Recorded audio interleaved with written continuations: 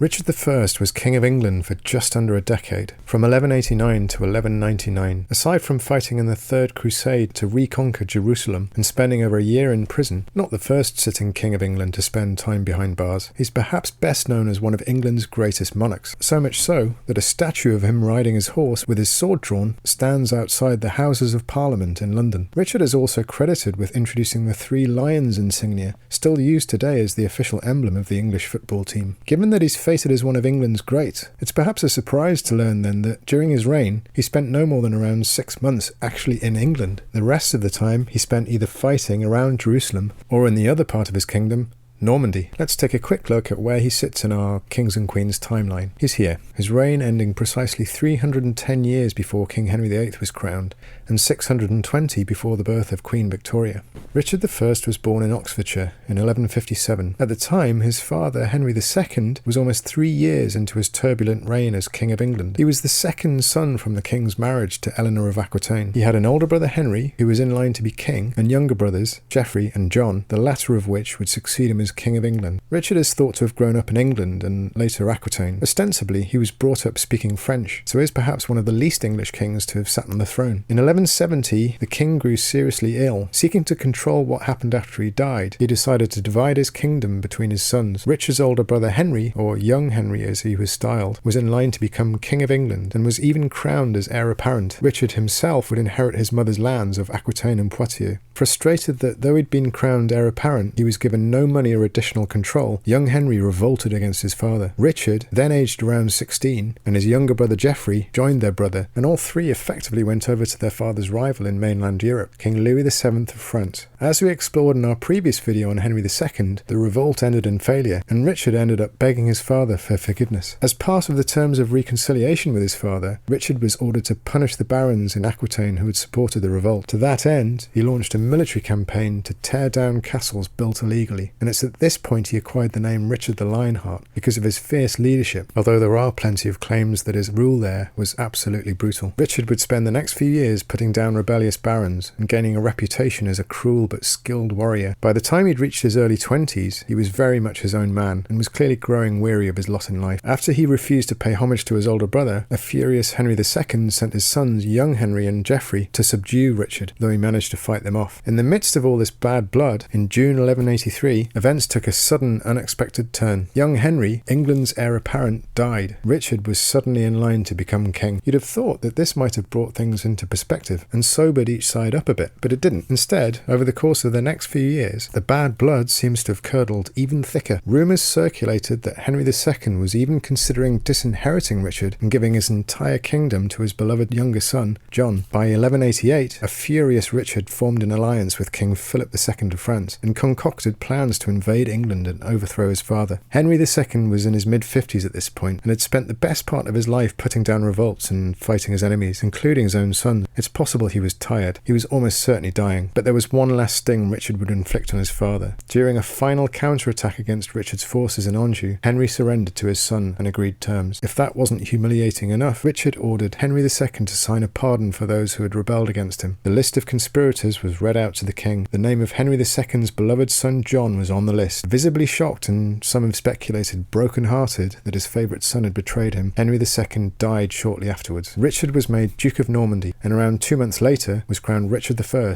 King of England, at Westminster Abbey. 2 years prior to these events, Saladin, the warrior sultan of Syria and Egypt, had conquered Jerusalem. War fervour swept through Europe. Priests urged congregations to join a crusade to reconquer the Holy Land. Like in World War I, when men who'd not signed up for the front were handed white feathers, marking them out as cowards, men in medieval Europe were given gifts of wool. In those days, a gift you'd give a woman for not volunteering to fight. Richard himself was swept up by this fervour. His sole objective became raising as much money as he could to fund a military campaign. To that end, one of his first acts as king was to raid England's treasury and hold a sale of offices and privileges to raise more money. Richard is even believed to have said, "I would have sold London if I could have found a buyer." In 1190, the new king set off in a large fleet for the Holy Land to fight the Third Crusade alongside Philip II of France and the forces of the Holy Roman Emperor Frederick I. England was left in the hands of regents who would rule England on his behalf while he was away. Stopping on the way to lay siege to Messina in Sicily and then conquering Cyprus, where in Incidentally, he married Berengaria, the firstborn daughter of King Sancho VI of Navarre. Richard eventually landed in Acre in modern-day Israel in June 1191, and immediately laid siege to Saladin's forces there. Despite falling ill, the determined king had himself carried to the front on a stretcher so that he could pick off guards on the wall of the castle. One of his rival crusaders, Leopold of Austria, raised his standard alongside Richard's and Philip II's, angry at Leopold's perceived arrogance. After all, Leopold was just a duke, and so not of a sufficient rank to stand alongside two kings. Richard's men tore down Leopold's standard, a decision that would have severe consequences for the king later on. Acre eventually fell into the Crusaders' hands, but not before Richard had fallen out with his allies. Richard's ruthless streak, on full display earlier in his life when he put down rebels in Aquitaine, would once more show itself when he ordered the execution of hundreds of Muslim prisoners at Acre. Richard moved south and defeated Saladin's forces at the Battle of Arsuf. The Crusaders then moved on to Jaffa before heading towards Jerusalem, but thanks to a combination of bad weather and poor relations, which led to squabbling between the rival leaders of the crusade, that's as far as they got. Richard had been campaigning for over a year, but the Crusaders had not managed to reclaim Jerusalem. Back in Europe, meanwhile, both his brother John and the King of France had started plotting against him. Richard was in a bind. Stay to take Jerusalem but lose his kingdom, or come to terms with Saladin and return home. In the end, he chose the latter. Saladin kept Jerusalem, but peace terms allowed Christian pilgrims and merchants access to the city. Richard now made his way home and found himself in Vienna. Having annoyed Leopold of Austria by ripping down his standard at Acre, Richard I went about the city in disguise. It didn't work though. Leopold captured him just before Christmas 1192 and threw him in prison. Eventually, he was handed over to the Holy Roman Emperor Henry VI.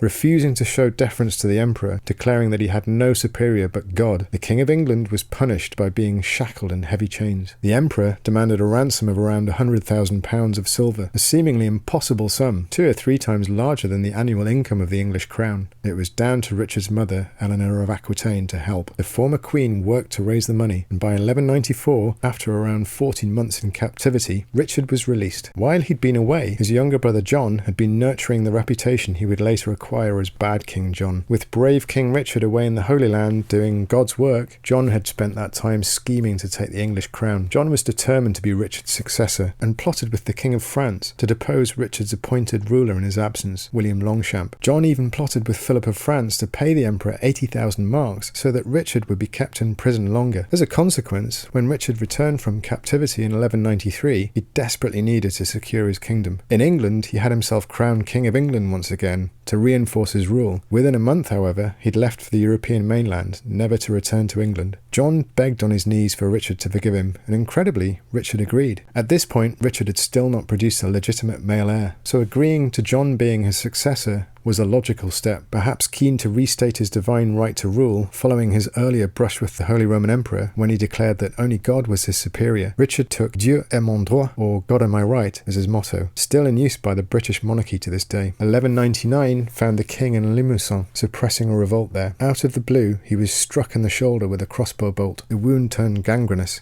and it was clear Richard was dying. The king's men actually captured the person who fired the bolt. It turned out to be a young boy whose brothers Richard's forces had killed. The boy had vowed to take revenge on the king. Magnanimously, Richard reportedly forgave the boy and sent him on his way with 100 shillings, though it's also reported that the king's men later caught up with the boy and murdered him. 11 days after receiving his injury, Richard died in his mother's arms. His heart was buried at Rouen, and the rest of his body next to his father, Henry II, in Anjou. He was, of course, succeeded by his younger brother John, who we'll cover in our next video. If you've enjoyed this video, you can hit the subscribe button below to receive an alert when we upload our next one.